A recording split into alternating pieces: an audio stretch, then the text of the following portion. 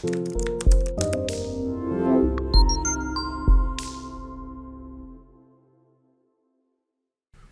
Fractal Model clients, we are excited to release version 19.12 of Fractal Model X, the Excel version of the Fractal model. This is the last release for 2019. Our releases are quarterly, so expect another one in about 3 months.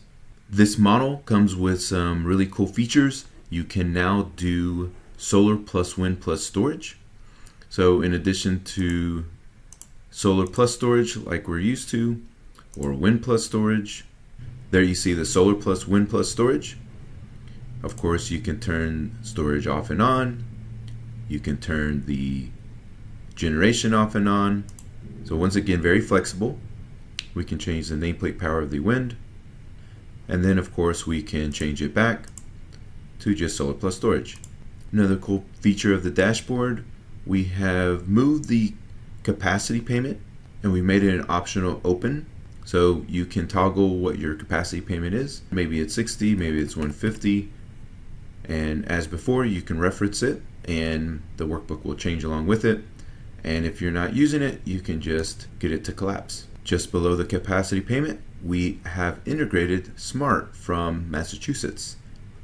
Now you can open up this Smart area and you can put in your tranche. It's already referencing the size of the battery, and you can also put in your other solar adders and it will give you your total adder for the Smart program. The third new feature is a new sensitivities tab. Instead of going into the cash flow and modifying existing formulas, you can turn one of these on and you can put in a custom forecast. Now this could be something you could use to put in custom forecasts for revenue streams, for battery pricing, for cost. In this case, we're changing QSC cost. You can see if I turn it off, the IRR changes. If we turn it back on, changes again. If we just drag a lower price across, once again it changes. Pretty neat.